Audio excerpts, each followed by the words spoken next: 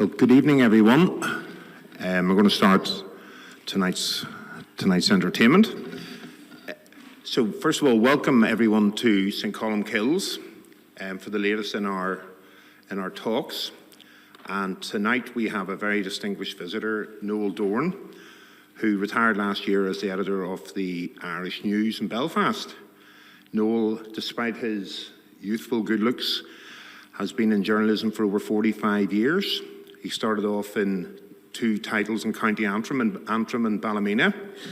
He then went to work for the Belfast Telegraph up in Derry in the early 1980s, which would have been interesting and challenging times, I'm sure.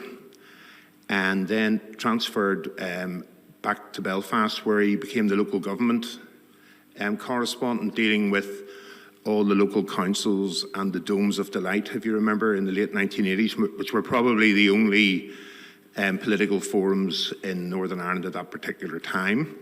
He then had a spell in local radio and in 1993 began his stellar career in the Irish News.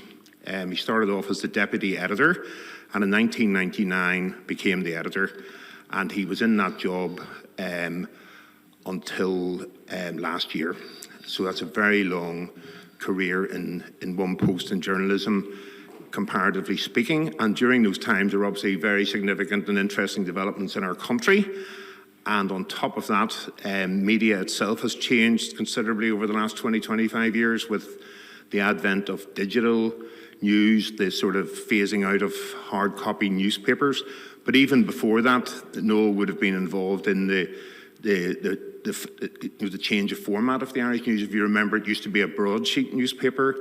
It then moved to what's known as the Berliner format, which is slightly larger than tabloid. And the Irish News, very much during Noel's tenure over the last 30 years, moved on from to be a top newspaper in Northern Ireland terms. You know, long gone were the days of, dare I say, the headline "Catholic dog wins at Celtic Park." Those days were certainly were in the dim and distant past. You know, so I'm not going to say anything further, but I'm going to welcome. I'm sure we'll do the usual Hollywood welcome at Noel Doran.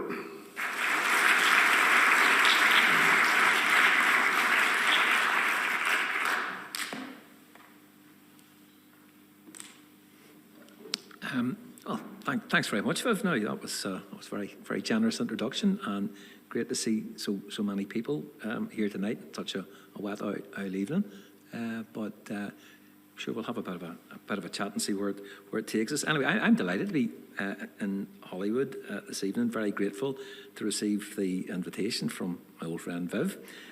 Like myself and many other discerning football fans of a certain age, he's sweating heavily over the prospect of Leeds getting promoted back to the Premiership. Big win on Monday night now, but we kind of know that no matter how good things look, they generally mess it up in the end. So we just have to keep our fingers crossed at this stage. I've been a pretty regular visitor to Hollywood over the years. Sometimes socially, sometimes in connection with my work. So just to kind of set the scene, I thought I would maybe just reflect on some previous trips to the town here. I'm pretty sure I covered at some stage the arson attack, which destroyed the previous St Columkills on the site back in 1989. And I certainly reported on the wider Loyalist campaign against churches, schools, GA clubs right across North Down during the same period. It was a pretty intense period then, and I can remember other Catholic churches being burnt. I particularly remember the one in Cumber because my late aunt was the church organist there. She was also the principal of the adjoining primary school, so they tried to burn it down as well, but she tried not to take it too personally. But that type of thing did go on over the years. It certainly did go on here, and I think it's worth kind of recalling and highlighting basically the quiet courage of the congregations here in Hollywood and Cumber and elsewhere, who were determined not to be intimidated and just quietly and in a very measured way rebuilt their places of worship. If you look on the RTE website, There's an archive section, and it's got some footage of the fire here in 1989, and people have probably seen this. It was pretty dreadful. You were left with four walls, some charred ruins. That was about the height of it.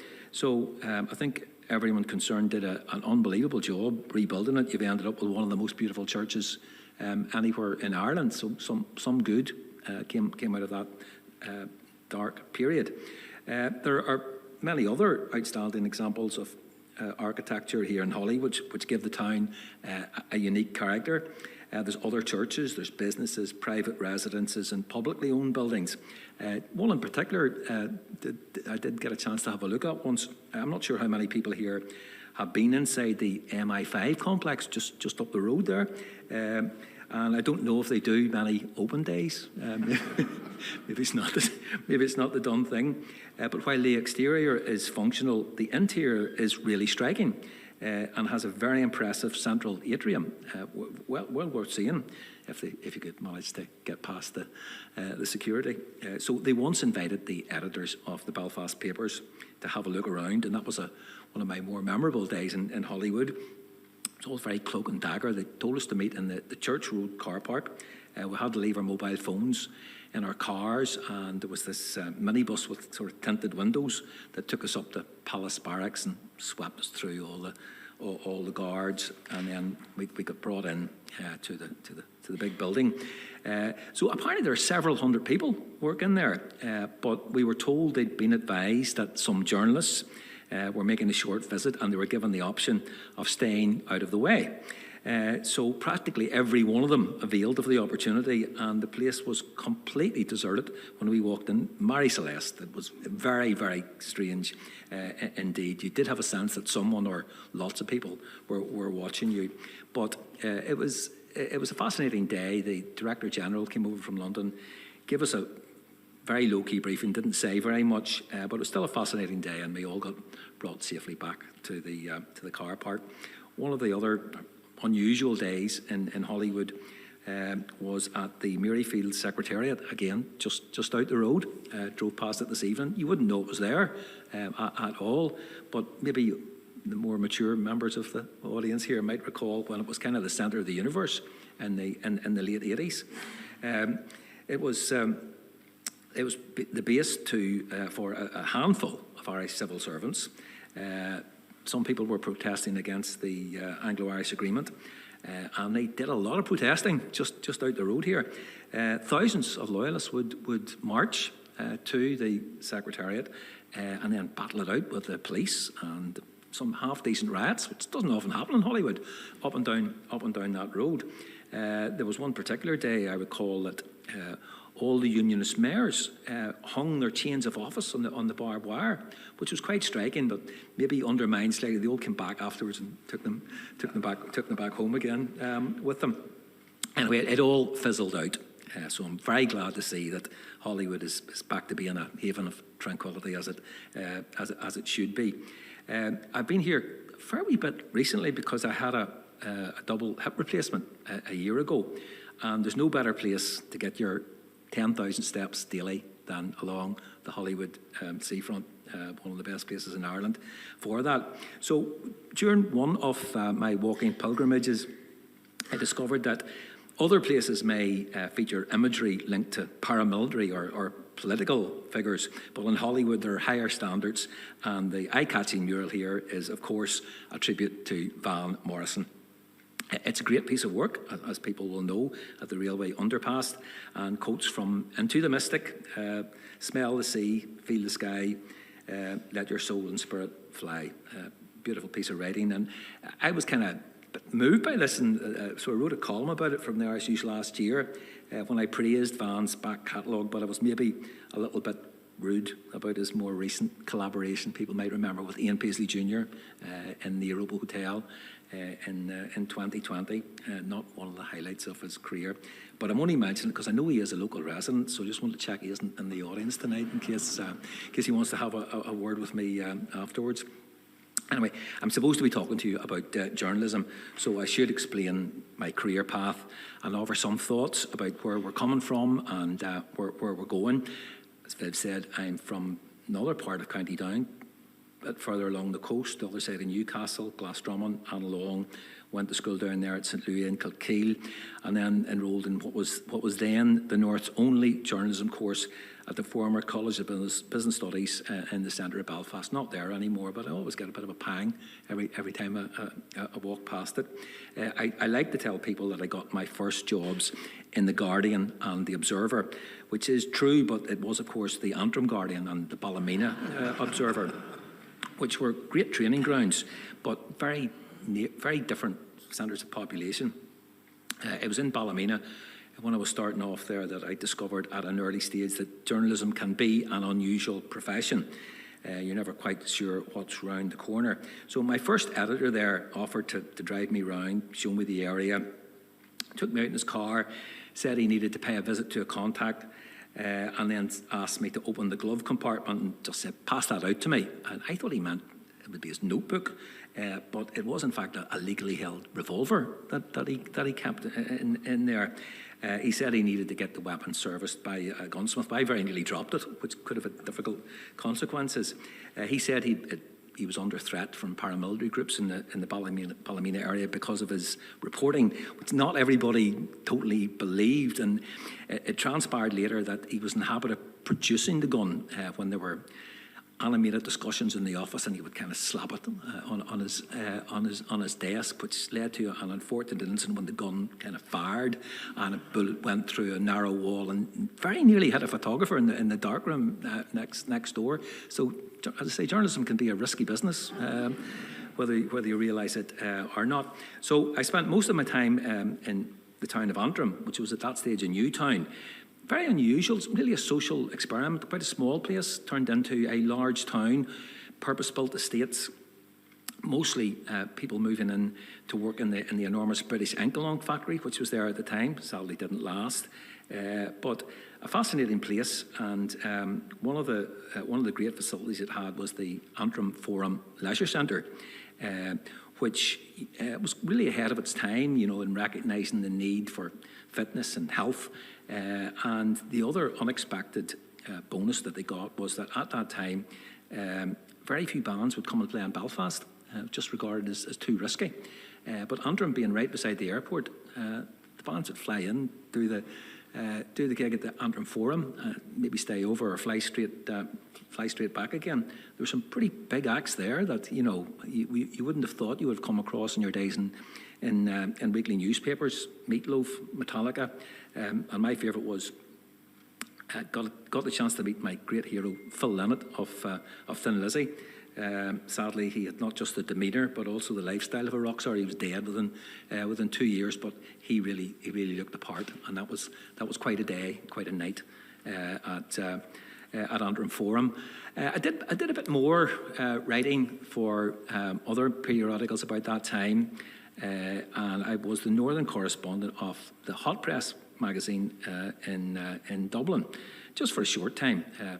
Didn't really last. It didn't pay, which didn't help. But I did a few bits and pieces for them. And once they discovered that AC/DC were due to play at the Ulster Hall in Belfast. This was 1979. And I suppose people just need to remember how bleak Belfast was and how nothing was happening. But AC/DC were one of the biggest bands in the world. It was astonishing. And, there are plenty of videos of them. They were playing stadiums across Europe, across North America, across South America, 75, 80,000 people all the time, and then they turn up at the Ulster Hall, 2,000 people, packed solid. What a night, absolutely brilliant. So Hot Press fixed up for me I was supposed to do an interview with them. I was supposed to meet them at the former Conway Hotel in Dunmurry beforehand, but the guys were mysteriously resting beforehand. So met the manager, who said, look, you just meet me at the backstage steps after the gig and I'll bring you in to see the guys. And I said, what about a pass? You won't need everybody knows me. So I turned up, went to the show, which was absolutely fantastic, and then afterwards made my way through all these huge Australians to see the band. Afterwards went up the steps and there was this Belfast bouncer there and he just wasn't having it at all. I explained, gave the name of my contact and purpose and showed the press card, and he said, go away quickly, or words to that effect. So I even more politely explained it all again, and then he said, if you don't go away quickly now, I will throw you down those stairs. And I sort of tried to explain, and he did throw me down the stairs, which I tried to fall as gracefully as I could, and was a bit younger and fitter then, but it made a lot of noise, the tumbling down the stairs, and it drew the attention of the band manager, who came flying down, and a few people were actually screaming as I tumbled. So he came flying over to see me, so the bouncer got down to the stairs before him and picked me up and said, "I'm sorry you slipped there," and kind of dusted me down, and then they brought me in, and there was a special room for AC/DC, which was like, at that time, was like nothing I had seen before. This international rock band, plus all the women, all the entourage, and an unbelievable amount of drink, and got to meet Bon Scott just briefly, but he was more interested in all the women. He was the lead singer, very famous figure at the time, and then Angus Scott, the guitarist who's still with us, turned out to be a lovely guy, and had a great chat with them. But eventually the evening came to an end. A bit hard to believe that it actually happened. Within about 3 months, Bon Scott had died. So I don't know. I keep meeting these guys, and they keep dying. Maybe something to do with their lifestyles rather than meeting me. Anyway, I didn't do too much more for the hot press. And when I moved on from Antrim, as Philip says, I went to the Derry office of the Belfast Telegraph, which was in the waterside, although I was living on the city side. And that was a pretty different experience at the time. Very tense time, lots of politics, lots of security. But the big bonus was that you got to meet the great figures of the city. John Hume, I suppose in particular, Martin McGuinness as well, Gregory Campbell, only one of them still there, still going.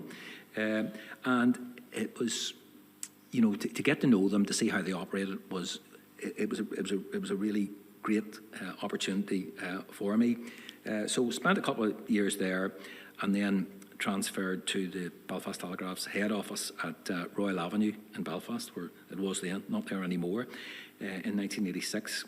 And I worked as a news reporter, and because of the period, you were covering basically one death after another, day after day after day. And just to mention two that would stick in my memory, having covered the Enniskillen bomb in 1987. I was asked to contribute a chapter to a book called Reporting the Troubles in 2019, put together by Ivan Little and Derek Henderson. So I wrote about meeting Gordon and Joan Wilson in their home after they lost their daughter Mary in the explosion, and just the extraordinary Christian spirit of both of them, forgiving the killers, praying for them, only wanted to see peace and progress, and it was just something that you would carry with you, because it was just such a wonderful example to everyone. And another one which, of the many that you had to go out to, we got word that there was a shooting in Dundrum one day, a place I know well because it's on the road back to Glasdrumman. And when I arrived there, nearly the first person I met was a guy called Jarlath Carey, who was the midfielder on the down team that won the All-Ireland for the first time in 1960, but he was also the principal of the local primary school, best man at my parents' wedding, knew him pretty well. He was able to tell me that the victim was a man called Jack Kilty, who was one of his best friends, and he knew very well, and he was stunned by it, but he also knew that something terrible was going on in the background. Of course, Jack Kilty was the father of Paddy Kilty. And Paddy Kilty came through that experience and is now such a distinguished broadcaster, very funny guy, but a very thoughtful guy as well, who has used his experiences to put himself forward as an entertainer, but also as a commentator in a way which I think is very striking and is a credit to him when you consider what he came through when he was still at school when that happened. So I think that trying to understand legacy issues today, it probably helps if you've been in the houses of victims, and you can see that grief is a universal emotion, and that violence only leads to sorrow and to hatred and to long-term bitterness on all sides. And you found yourself looking up close and personal at some of these things. The 1988 funeral of the three IRA members who were killed in Gibraltar took place at Milltown Cemetery, so I had to cover that, and pretty fraught occasion. There were 3 people killed, maybe 50 people ended up in hospital. But in those days, we didn't have mobile phones. Hadn't quite come in yet. So the important commitment was to get to a telephone and phone the story in. So I had to try and find a way to get out of Milltown Cemetery, which I was thinking about going over the back fence, and then I thought it was a bad idea. And then somebody saw me checking the fence and thought I must have been something to do with the attacker. And all these guys kind of jumped on me. And the next thing I was getting punched and kicked in a pretty direct way. But luckily, I was able to persuade one of them that I was indeed a journalist. More luck with him than I had with the guy at the AC/DC concert, and he accepted my bona fides after half strangling me, and I managed to extract myself from his grasp and make my way out. It could have been a lot worse than it was. It wasn't great now, the amount of punching and kicking going on, but I kind of thought it was better not to say too much at home about it, because I'd only just got married, and it wouldn't have gone down too well if my wife had discovered that it had been so foolish as let myself get caught in that type of position. So I didn't say too much to her. There really wasn't very much coverage of that incident early on, but then later on, the 9 o'clock news on the BBC, which was the main bulletin, discovered they had this footage of a journalist being attacked, and it led the bulletin, not just here, but across the UK. So I had actually gone out to play five-a-side football and was meeting a couple of friends for a drink afterwards, and this was broadcast in our house, and I had a little bit of explaining to do afterwards when the phone started ringing, and people wondered when I was getting out of hospital, and she had to explain, well, I'd actually gone to play five-a-side football. But I was probably more at risk from her than I was from the Republican stewards as a result of all that. Anyway, after all that, I became the local government correspondent of the Belfast Telegraph, which was a fascinating period because, as Viv has said, there's no Stormont then. Belfast City Council was the largest elected assembly in the north. The whole forthcoming generation of political leaders were there. Sammy Wilson, Nigel Dodds, Rhonda Paisley, Reg Yampy, John Alderdice, Alex Maskey, Alistair MacDonald, Alex Atwood, Alban McGuinness. They were all there, and you had the chance to get to know them. Now, it would have been referred to as a bear pit because it wasn't just angry voices, it was angry scenes, and people would punch each other and all in around the council chamber. So, you hear people sometimes saying that there are angry meetings at Stormont and nothing like the days of the city council in the late 80s. But there were some good people there who were doing their best for the city in difficult circumstances. There were also some very funny people. There was one guy who brought in a very large briefcase to every council meeting, and he didn't seem to have anything in it. And this is an elected councillor. People wondered what he was doing, but they used to serve sausage rolls to the councillors before the meetings. But there was cost cutting, so there were no condiments. So it turned out he brought in a large bottle of HP sauce in the briefcase. That was all he had in the briefcase. So sometimes people look very impressive with a briefcase, but sometimes you have to just check out what they have there.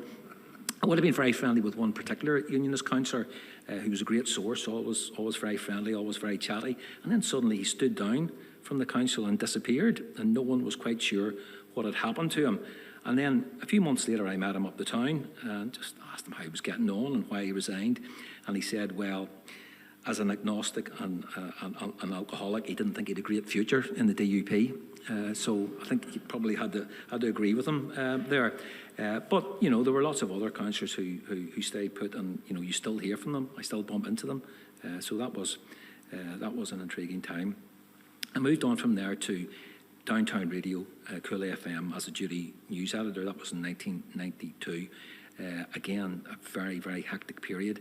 And Downtown was kind of going head to head with the BBC, but at that stage had more bulletins, started earlier, finished later, specialised in getting things out there. We'll get them out there, we'll sort them out afterwards was sometimes the motto.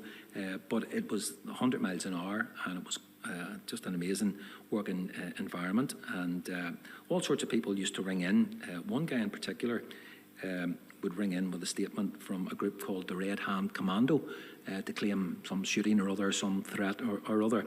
it was all going very quickly, and sometimes the reporters would make the mistake of referring to the Red Hand Commandos, plural. And this would really annoy the spokesman for the particular illegal group, and he would ring in and complain, how stupid are you people? It's Red Hand Commando, not Commandos. So one of the other news editors said, well, look, we have a policy here. If you just give us your name and address, and we'll get right by. We never got his name and address at all. Anyway, after a couple of years there, I got the chance to move on to the Irish News as deputy editor. That was 1993. And we were kind of straight into political talks, hoping that there would be a ceasefire. And then the plan came along that to encourage the politicians, the two morning newspapers representing the two traditions, the Irish News and the Newsletter, would work together, ran joint editorials calling for peace and for progress. And while that might seem a little predictable now, it had a weight then, it had an impact, and really made people sit up and take notice. It was so long ago we organised a phone-in for peace, which again may seem a fairly basic concept, but at the time it was the biggest phone-in in the history of British Telecom. And there was a rally at the City Hall, the trade unions got involved, the business groups got involved, and in some ways it helped to encourage the politicians and create the climate in which the ceasefires could follow, and ultimately the negotiations leading to the Good Friday Agreement. So maybe the newspapers played at least some small part in that. But then by 1999, I, for better or for worse, got appointed as editor of the Irish News, which is an enormous privilege because it's just a wonderful institution which has a great bond with its readers, and it's a great sort of position of trust that you must guard it very carefully because it holds such a special place in their affections and still hopefully does to this day. So we did change the size of the paper because it used to be a broadsheet. People remember it's about the size of a blanket. Wondered how we got away with that for so long. But there was a belief that if you change the size of the paper, nobody will buy it. Well, we were able to test that. We reduced it to the Berliner size, and then we reduced it to the compact size, and somehow the readers stayed with us. But we had probably bigger issues because after the Good Friday Agreement, I came in just before the powers were transferred in '99, and we'd been encouraging the politicians and relationships to engage in progress, and relationships were generally pretty good, but then it got a bit more pointed because policing was such a huge talking point at the time.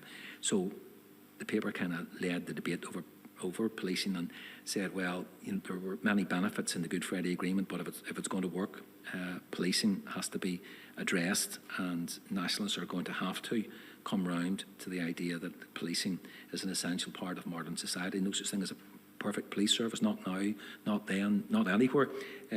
But very closely related to that was the GA's Rule 21 ban on members of the police joining the police service. And you can join a new police service. If there was a GA ban, it just would never have worked properly.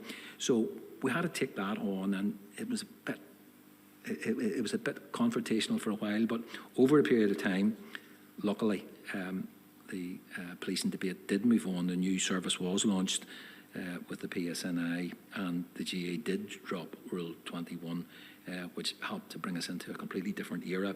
Decommissioning was also one of the huge issues facing us at that time. Again, we were pushing very hard for decommissioning to take place, and I suppose it was almost the 9/11 disasters of 2001 which changed the world and almost persuaded people. We made that point very firmly. The world was a different place. Decommission would have to follow. Luckily, it did, and we did move into another new era. But then there were tensions with the political parties, and I suppose Sinn Féin in particular, we tend to get on a fair bit better with them now than we did then. They were not happy over the decommissioning stance. They were not happy over the policing stance. So they endorsed a new daily newspaper, which was launched 20 years ago this month, called Daily Ireland. And the intention was to put the Irish News out of business. So we found ourselves in an old-fashioned head-on circulation battle from which only one title was likely to survive. Luckily, it was the Irish News, and Daily Ireland went out of business. But I suppose competition is always at the heart of journalism, and the whole experience didn't do us any harm. There were many serious stories to cover, but one of the ones that I would always carry with me was a legal one, when we were sued for defamation over a restaurant review in 1986 by a restaurant, pizza place called Goodfellas in West Belfast. They didn't like a review that we had carried, and there were some very strange events during the course of the trial, and totally unexpectedly the jury, who hadn't seemed to be paying that much attention during the trial, ruled in favour of the restaurant, and we were ordered to pay £25,000 plus costs, which, if that had been upheld, I don't see how any other newspaper could ever have run a review on anything, if that sort of jeopardy was out there. But we managed to appeal it, brought in very high-profile lawyers from London, and went through the Court of Appeal, and luckily the verdict was overturned on appeal. There was also an investigation into the jury for a number of reasons. That didn't actually go anywhere, but it was a fascinating experience to see how all that played out. So, in the background, we were working very closely with the politicians and getting on pretty well with them. You would have good days and bad days, but whenever there were difficult days with Martin McGuinness, I was able to kind of exchange stories with him about the last time, or one of the previous times I'd seen him in the middle of a riot in Derry, and how he'd calmed things down, and that always helped. I was also able to joke with Peter Robinson about, when he was at Castlereagh Council, I used to cover it. At one stage, he proposed a motion asking that the Belfast Telegraph sack me, so we were able to joke about that one as well, and it probably helped with the exchanges along the way. But looking back at all the politics of that period, I do think there was a period when there was a perception that Stormont, while it wasn't doing a great amount of good, it wasn't doing a lot of harm, which is always an achievement. And there was almost a sense that nationalists were putting their faith in Stormont in a low-key way, dull but worthy, and maybe less focused on unity and related issues than they were. Then we had the RHI scandal, then we had NAMA, smaller but very damaging episodes like Red Sky, and this antagonism towards the Irish language and the GAA. Now, I'm sure we can look at things that nationalists were involved in, but a lot of that was just very small-minded and undermined anything that was happening at Stormont. And then, of course, Brexit came along like a nexus and had us kind of changed everything. And, the Irish News found itself at the centre of the debate. Many nationalists, and I suppose most of our readers, I think, began to conclude that events were only going to have to go in one direction, a constitutional one, but they were looking at a unity referendum. So, having been through all that, I do think, looking at it, that a poll is coming. I can't say when it'll happen or what the outcome will be. I do suspect that the tide of history is taking us in just that particular direction. So after all that, I stood down as editor last year after a quarter of a century in post, which I suppose the aim was to leave while I had still some of my marbles left. I've got the wrinkles to prove it, but happy to stand down at a time when the Irish News was, for what it's worth, the best performing daily newspaper in Ireland and the top selling UK regional newspaper. So hopefully I've left it in a decent place. I'm still doing some consultancy work for the paper on defamation, regulation, things like that. I write a weekly column. I do leaders from the paper, but from home.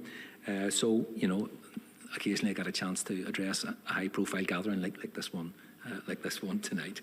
But anyway, looking back, it was just a huge privilege to be with the Irish News and to work with some really wonderful journalists there over the years. There was some limited opportunities to travel. Got to the White House, got to the RS a few times to Downing Street. Met prime ministers and presidents. Bill Clinton was certainly one of the biggest figures that I met. Once had the opportunity to have lunch with Nelson Mandela, which was quite a day. I have never seen a more striking shirt being worn by any individual. He was quite a figure. I've met most of the senior politicians here over the years, and I would certainly pick out John Hume. I would certainly pick out Peter Robinson, whether you like him or not politically, but pick him out as a strategist, which hasn't always been there.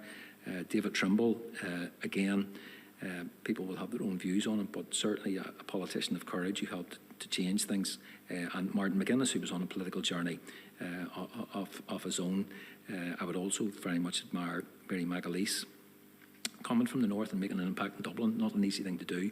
To actually become president for 2 terms, that was an enormous achievement. And one of the great privileges that I had with the Irish News was working with the proprietor, the chairman of the Irish News, Jim Fitzpatrick, who died 2 or 3 years ago. His sister Anne was a long-term member of this congregation. I know her health hasn't been that good, but certainly the family have connections here. And Jim was such a massive figure and such a huge influence on us all, and a huge loss to Irish society. So over all those years, I suppose we were dealing with the changing face of Ireland. The Catholic Church changing, almost unrecognisable, very different economic, social and cultural factors, the whole country almost unrecognisable to the way it was, still moving forward in different directions. I think in journalism, we're always aiming to be fair, we're always aiming to be first, we're always trying to be accurate, sometimes challenge our readers, sometimes stand up for their interests, but at all times maintain the standards which were so important to people like Jim Fitzpatrick. I think journalism is undergoing a profound upheaval at the moment. There are many titles which I'm afraid just are not going to survive. We're into a social media jungle, and when it's presided over by people like Elon Musk, you could only be pessimistic about where that's all going to bring us. So it shows you why newspapers like the Irish News, which might not have quite as big an audience as they did before, are still very important if they can maintain those standards. So I would be optimistic that the Irish News does have a viable future, combining print and digital in all those areas. But then I would have to say I'm also optimistic that Down will avoid relegation from Division 2 in the National League. My predictions are not always the most reliable, but it's been a great privilege to come along and speak to you this evening. And those are just a few random thoughts on my life and times in journalism. Thanks very much.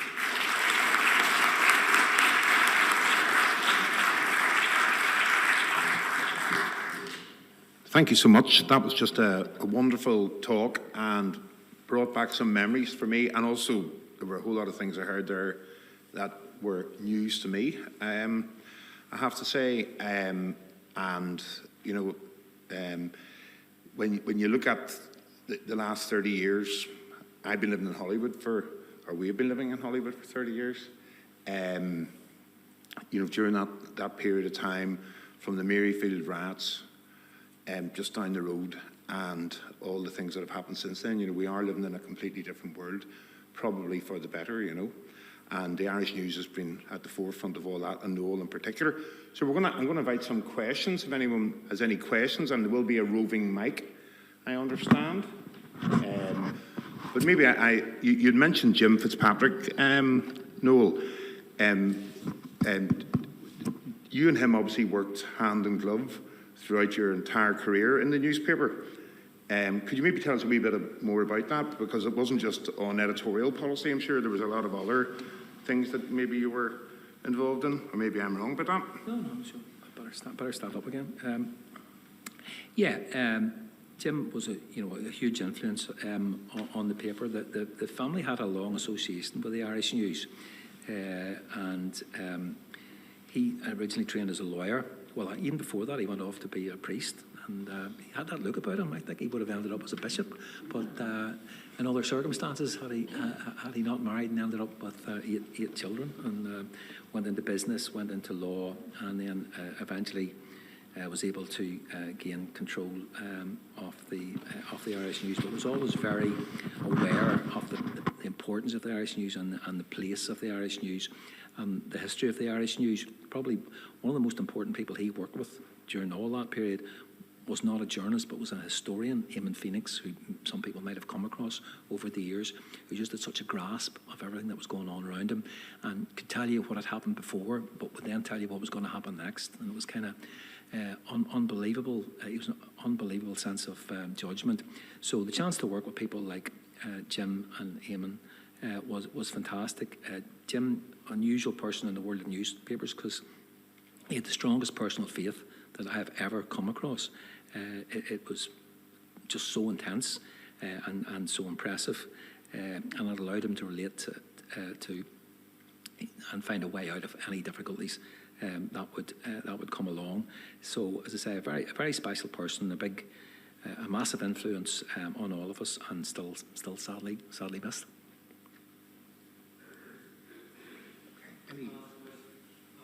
John there? Sorry. Originally from just outside Derry, as you know, Noel, but you mentioned a few characters there, or a few politicians, but one that I had an interest in was Paddy Bogside, or Paddy Doherty.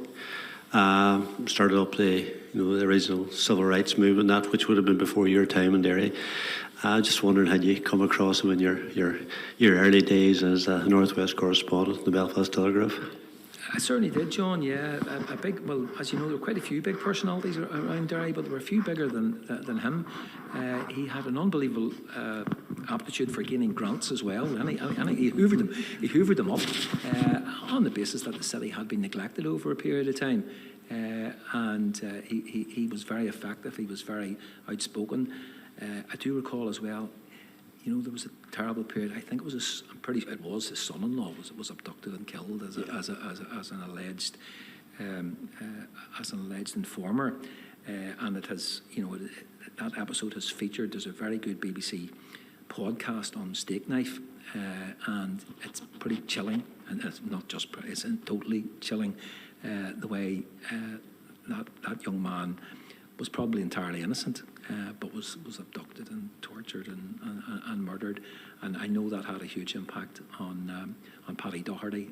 They presented the family with the tape, as they sometimes did on those occasions. The tape, was recorded after he'd been beaten and threatened and tortured. So he advanced to a confession. So they gave the tape to Paddy Doherty. Well, there you are. I just threw it in the fire in front of them. Said it was worthless, and he wasn't having it at all. But he was a huge figure. There were many huge figures in Derry. Bishop Daly, would spring to mind as well. Few bigger than John Hume. Few bigger than Martin McGuinness. But a wonderful city. Maybe just a wee bit insular. If you were going to criticise people, certainly when I first went up there and people said to me, where are you from? I said, just outside Kilkeel, which to my mind's a big place. And is that in the waterside? That's sort of thinking a little bit. But a great city, and he was one of the big figures. Thank you, Noel. A few other people here from Derry, maybe they would like to ask a question.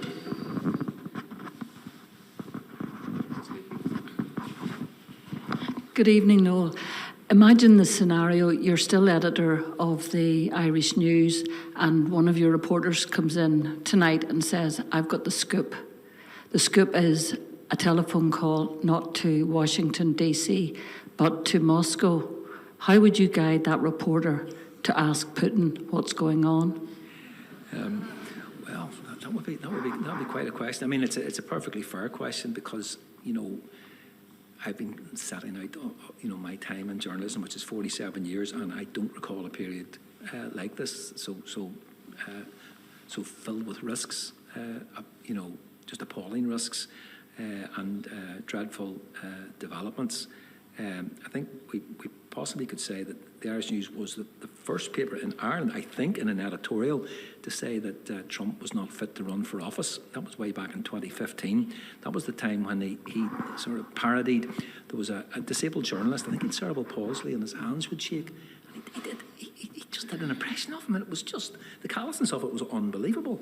I honestly thought that was it. This guy's career must be over, so it shows you what I know.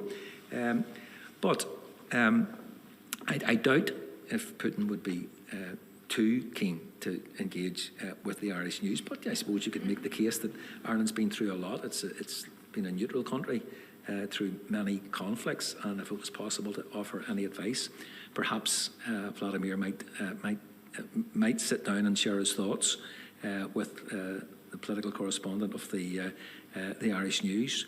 That would be, I think, I'd love to be involved in that one. I think the marketing manager would be delighted to get the story out as well. But we've been through covering some pretty serious issues in our time. If people take the same responsible approach that our politicians did on most but not all occasions, there's the opportunity. Even in the greatest difficulties, there's an opportunity, and things could move on. Things that seem to be moving on slowly in Ukraine. They've had to hand over all their minerals and all their assets. But if that's what it takes to bring peace, well, possibly maybe that's the way it's going to have to be. Or maybe we could send him a keg of Guinness instead of Smirnoff. He doesn't need the Smirnoff.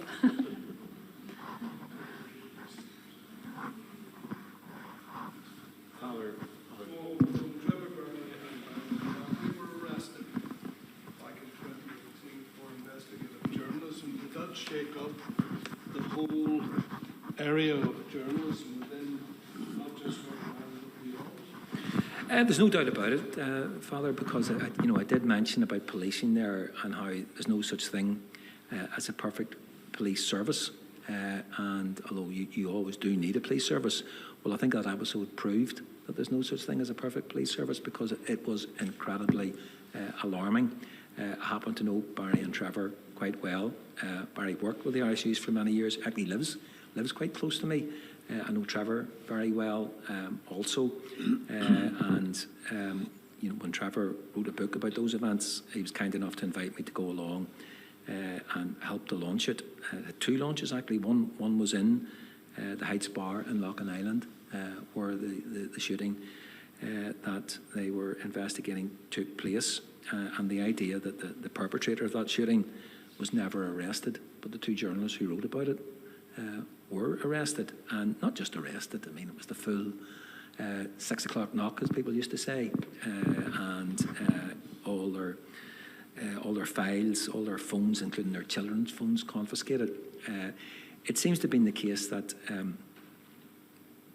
some people would say, maybe some of the lawyers in the audience might know, I've heard this as well, that they were in fact after the lawyers as much as they were after the journalists, and if they'd managed to lock up the journalists, they would have tried to go after the lawyers as well. It was also the case that as soon as any questions were asked about the conduct of the police, the whole thing kicked off in an entirely different direction. So it does show you that there are vested interests out there, even after all the progress that has been made. But Barry and Trevor were able to stand their ground. They had plenty of supporters. They had good lawyers, which is always important. But they also had truth on their side, and the truth eventually prevailed. But one of the most disturbing episodes that I ever came across. Now, they were compensated to a considerable amount, but does compensation ever cover that in the end? I think the police service are older and wiser as a result of all that, but there's absolutely no doubt about it, and an incredibly disturbing episode which still has ramifications today. Although Trevor, multi-talented individual, and people will know that after he recovered from that, he then was the director of the Kneecap movie, which and another year might have won an Oscar. So it shows you that's a guy who can take things in a stride. Can I just comparing that with the journalism, say, with the tabloids that in England and the cases that the press took against the journalists for this investigative way, and many other people got phones tapped and all sorts of terrible things written about them, of investigation. That must have upset journalists too. Oh, there's no doubt about it. In terms of the credibility of journalism, it was a dreadful period. Now, there was a relatively small number of papers engaged in that, mostly up into the Murdoch stable, but the damage they did was enormous. There was the Levison inquiry in London, which examined all that, and I was asked to go over and give evidence to it. Reasonably confidently able to assure them that we didn't engage in those sort of practices. Also, the amounts of money that they paid people was quite incredible, but the amount of money that they've subsequently had to pay out in compensation, quite astonishing. and it's amazing that Murdoch has been able to survive all that he's still in his 90s in control of such a massive media empire, and some of the people who are responsible for that are still in their post. But you know, the business about the phones was just appalling, because it wasn't just celebrities; it was, you know, murder victims who found their phones tapped. But that was a crime, and they deserved to be held to account.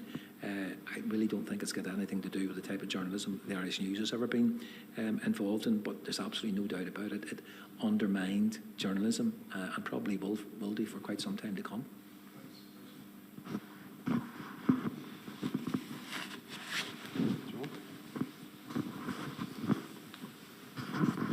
No, well, one of the big names that comes to my mind that you haven't mentioned, and that was Paisley Senior. Did you ever have an opportunity to get close to him? And what was your reading of him as a politician? Yeah, well, when I first went to Ballymena, he was a certain influence in that town, and you know, he basically was able to influence almost everything in Ballymena. Some people adored him, some people were scared of him, but you know, it was incredible to see the extent of it. I do remember that when one of the first periods I went into Ballymena, there was one of the elections was taking place, and it must have been the 1979 European elections, which was a proportional representation 1-2-3 election. So a huge mural appeared in the centre of Ballymena, and it just had the message "One Paisley." But there were a couple of kind of dissonant voices about, and somebody, I walked into work one day and someone had altered it to read "One Paisley is one too many," which wasn't very pleasant, and that particular piece of graffiti didn't last too long. But he could be absolutely charming, you know, and certainly with the weekly papers in Ballymena, he was generally very, very forthcoming. There was a much darker side to him as well. The idea that he wanted to oppose every development until there was a development that placed him in charge of everything is incredible. You know, the phrase that people use was the arsonist who joined the fire brigade, and then his own party rejected him in the end. But an astonishing political career, you know, one that lasted so long. You can't help feeling that, you know, his gifts of oratory could have been used in a much more positive way, but instead he preferred to be a demagogue, and he, you know, his influence on community relations was appalling. You know, we can all see the responsibility of different groups for dreadful events over the years, but there were few people had a more catastrophic impact on community relations than Ian Paisley, and it didn't have to be that way. He could have used his gifts in a much more positive way. You could argue that he did eventually, but what did he get, a year in office before they decided to part company with him? But you know, a big personality in every way. But I don't think anybody could say that he used his gifts to their best ability.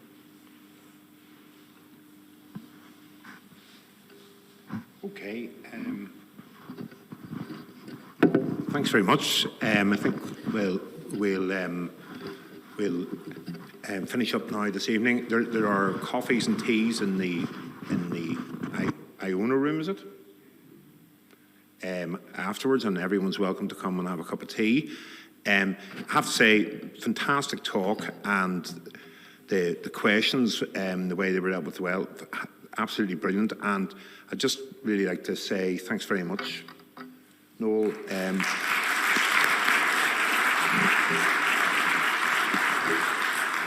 And I understand there's another talk here on the 12th of March. Monica McWilliams, who, feeding into Noel's talk, Monica McWilliams involved in the setting up of government in Northern Ireland after the Good Friday Agreement. So I'm sure that'll be an interesting event as well. But that's the end of the evening. Thanks very much, everybody, for coming along.